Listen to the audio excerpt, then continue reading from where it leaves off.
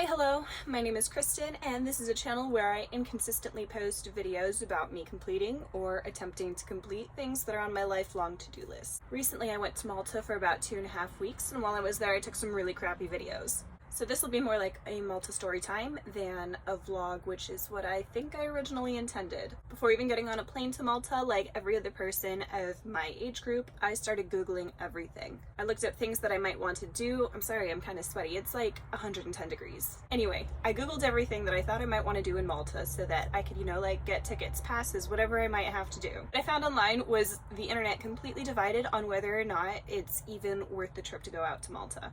There were so many people saying that it's just overcrowded, trashy, touristy, don't even bother, and then the other half of people are saying like, oh, I vacation there like every other summer, it's wonderful. I decided to compile a list of pros and cons so that you can decide whether or not you want to go to Malta. I'm saving you so much money. You don't have to buy the plane tickets or anything. I'm going to tell you all the reasons you might want to or not want to go. Alright, as your unofficial Malta tour guide, here are the pros. Here are the reasons why I think Malta is a wonderful place and that you absolutely should visit it. There is some beautiful architecture. Architecture. If you like buildings or art inside of buildings or buildings themselves that are art, there is a lot to see. Most of the buildings are just absolutely stunning, and they've been there for a very long time. I'm gonna sound very American in this video. If you're not American, this is gonna be like, no duh, like everything's been around forever. Here in the US though, I mean, just about everything I touched or saw was older than my entire ass country. There were also amazing seascape views.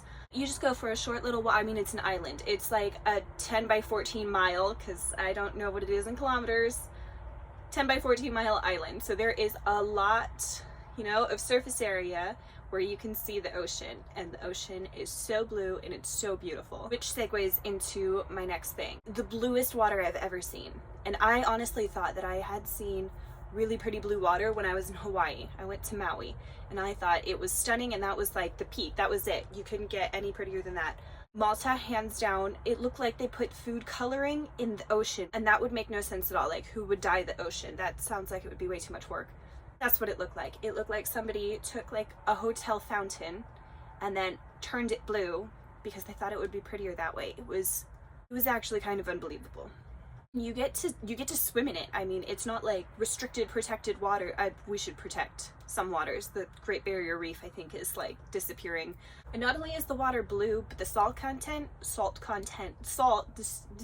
so salty that you can just kind of float. I mean, you don't even have to swim that hard. In like the little protected bays when you're swimming, when you're not like out in the open water, you sit, you can like fold in half and float. I mean, the salt did make it near impossible for me to dive under the water. I tried to free dive because I thought I was really cool. It didn't go so well. I could not, I was too buoyant. Oh, cider. If you're somebody who enjoys adult drinks, hard cider, not, apple cider, not Peregrinos, whatever the heck it's called. I cannot find places that I want to go and have cider anymore because European cider is amazing. I mean, I guess it's not just a Malta thing, but on the island, because just about everything is imported, they've got ciders from all over the place. They had ciders from Ireland, from, I'm pretty sure, Sweden, from the UK, from somebody is gonna make so much fun of this because I'm terrible at geography when it comes to anywhere. Cider from all over the place, and it was all amazing. I had one where it tasted like an orange dreamsicle after being on a too long hike. That's like, I don't know, 5 awesome things, like super awesome. I'm not talking middle of the road, you could do this anywhere. I'm talking like, pretty sure island of Malta, top notch. I don't know all the places that they import good cider, but there was like a concentration of really good cider, so. And some cons. The best Maltese food was not at a restaurant. The whole reason I actually went to Malta is because I'm Maltese. My grandparents were born there. And I thought it'd be really cool to see where my grandparents were born, where they grew up. I was very excited to eat Maltese food again. The only place where I ate delicious Maltese food that reminded me of my nana's cooking was staying with my family. My mom's cousin, and amazing, she could be a chef. She could open her own little home-cooked soul food, whatever you would call it. there's children on bikes. I'm sure they're okay. A cow escaped yesterday. A cow was just walking around, and there was little kids, and I was real worried for him. That's completely unrelated and nobody cares. Anyway, yeah, if you go to Malta, I don't know where to recommend that you have really good Maltese food. The restaurants were fine. I didn't go anywhere absolutely crazy. We had a couple like nice meals, but for the most part, it was just okay. It was okay food. It wasn't, you know, special Maltese food. It was fish, it was surf and turf, it was pasta, it was fine. Right, another con. Pro was that the water is amazing, swimming is amazing, the beaches are awesome. The con is that there's very few swimmable beaches. I said, you know, 10 by 14, tiny little island with lots of seascapes.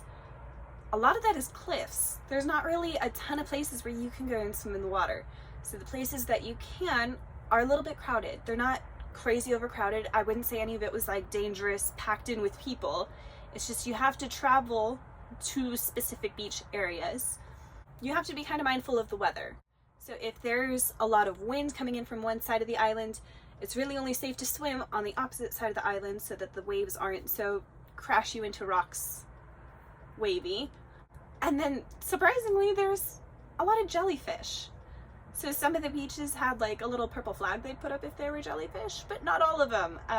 My cousin told me just don't go swimming if you don't see other people swimming, which is, I think, really good advice in general. If you don't see locals in a certain area, maybe there's a reason why you shouldn't also go partake in activities in that area. So yeah, there was jellyfish and weather that more or less closed off some of the beaches, limiting you even further to just a couple of beaches where you can go lounge and swim. And then my last con is there were terrible tour buses. We took one of those like hop maybe to abbreviate that, hop on, ho-ho. The little ho-ho buses where you hop on, hop off, hop on. They have them in really touristy places in the US. I know when I was in Boston we did one and it was really convenient. I mean, it takes you to all the places that most people want to tour. You jump off the bus, you see the thing, and then the next bus shows up and you hop back on. In Malta, I don't know if they had just a couple buses or because the traffic is sometimes really congested, but if you hopped off a bus, the next bus didn't show up for like an hour. And so if you missed that bus, now you're at this one little touristy stop for 2 hours, and the buses only ran for so long. So realistically, on this little tour guide, we only saw probably 3 things out of a list of maybe 10, because not everyone walks super fast. I was with my parents and they like to be a little bit leisurely, and that's fine. But we paid, you know, for this whole bus thing, and then we just ended up like not really doing anything. All right, lastly, 3 things that could be pros, could be cons, could go either way, entirely depending on your personality. It's very warm there. You know, you wouldn't go to Greece, you wouldn't go to the Bahamas if you didn't like warm weather, right? So it shouldn't be a surprise that, you know, this might not be the vacation for you if you prefer snow. However, when I say it was warm, it was really, really warm. We did go kind of in the middle of summer, which is when it gets unbearably hot. We did like the whole siesta thing. I don't think most people do like a siesta, but we did. Every day at like 2 o'clock, it was just so hot. We went back to the house where there was an AC, and we slept until the sun went down, and it was cool enough that we could go back outside and wander around without feeling like we'd get heat stroke. So middle of summer, perhaps not the best timing for people who don't like it super, super hot. Number 2, that might be a pro, it might be a con, it could go completely either direction. There's a lot of history here. So if you like history, I mean, it's wild. You could go from like Paleolithic temples and then walk a mile. I don't think you would want to walk a mile. It's really warm. A mile away you can see Roman tiling from some building that used to be there. And then you keep going and there's castles built by the Knights of St. John. And then you turn around and there's McDonald's. Like, it's mind-boggling the amount of history. And again, I probably sound so freaking American. Like, this might just be a thing that happens. But never in my life have I seen anything near as old as a Roman statue, let alone the oldest standing human-made structure in the world. in one place. Like it's just right there. If you don't give a rat's butt about history, then you're just gonna be like, well, I don't really care, and that's fine. That's why it's maybe a pro, maybe a con. If you're from Europe and you're already surrounded by beautiful historical things, we're gonna move on before I make myself sound even stupider. But the last thing on my list is cats, because I have a cat and I think they're kind of cute. And I thought the island was really cute. There was cats just everywhere, just kind of like lounging about, and people take care of the cats, and I thought that was kind of cool. That's kind of it. I mean, most of them don't want to be pet. They're just like little wild island cats, but they're fun to look at. In conclusion, you one person, you should have just skipped right to the end here, because this is where all the goodies are. Well, before I get to my final opinion, because let's just drag this out just a little bit longer.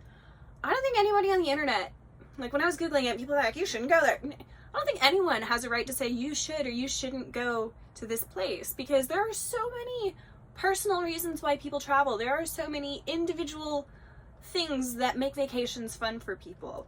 And so I'm trying to frame this more of like, if you like these sort of things, there's a lot of it, or maybe there's not so much of this. So don't listen to anybody on the internet who says you should or you shouldn't do something. Just look for like the good things and the people that like stuff, and then find, I mean, the only comparable thing I can think is if you find somebody, like if you happen to have the same interests as me, which I haven't even like 100% talked about. I just keep doing random stuff, and then every now and again two people want to see what that thing was. But unless you find somebody on the internet who has very similar interests to you, then maybe, you know, you could look to their opinion as to whether or not they enjoyed a certain vacation. But blanket statement, don't listen to what anyone tells you. If you are a history buff, if you like warm weather and oceans and beaches, and you like museums and drinking ciders maybe, this is a wonderful vacation. This is a great place to go. I don't even think it was that crowded, maybe because we went and it was really hot, or maybe because we didn't go to like the nightclubs where a lot of young people hang out. That's a whole other thing that I didn't even do, that I'm not going to talk about because I didn't experience it. I keep going on tangents. Anyway, if you like history and oceans and just relaxing and natural beauty, it's stunning, it's beautiful, amazing. On the other hand, if you're a foodie, if you love going on like extreme adventures or seeing really modern attractions or even just really modern accommodations, this might not be your favorite destination. Final grand conclusion. This is like ending thoughts, final thoughts. It's a rather smallish island. Like, if you were committed, you could walk the whole thing probably. I mean, there's people that do that. There's people that like hike Pacific Coast trails and, you know, bike across Europe and stuff. So you could do that. Where was I going with this? Oh, being smallish. A couple of days visiting would probably be sufficient for most people to see a lot of the things that they're interested in. I was there for so long because I have family there, and we were spending time with them as well as kind of touring the area and seeing things and just kind of seeing some stuff that's, you know, unique to my family. So a couple of days is probably plenty. I would highly recommend staying somewhere that is either really close to some swimmable beach locations or that has a pool, especially if you're going during warmer months. Part of the time that we were staying there with family, one of the locations that we stayed at, there was a pool, and it was a godsend midday to be able to cool off and to go swimming, so you could still be outside and not feel like you're locked in a room just because it's hot out. So that's my gold star recommendation for anyone who plans to visit, is really look for somewhere that has a swimming pool. Okay, so that was fun. It'll be interesting to see how I managed to edit in some of the clips that I took while I was there, because the editing is, man, if you thought my videography was bad, I don't really know why anyone subscribed, but thanks guys. Yeah, upcoming videos. Who knows? Who knows what they'll be or when they'll show up, but stick around if you feel like it, because I try to keep them interesting. Oh, that's funny. I think I broke my collarbone snowboarding, so if you ever want like a video on that, look, you can see it. That's the bone. It's just like split right there. That's a fun one. You want a story on that? You want a video story time on how I'm bad at snowboarding? I mean, it's on my to-do list to do a trick on a snowboard someday. I feel like this is the end of a Rick and Morty video where they're just rambling about absolute nonsense while the credits are rolling. Here's some credits. No, I'm kidding. I don't know how to do that.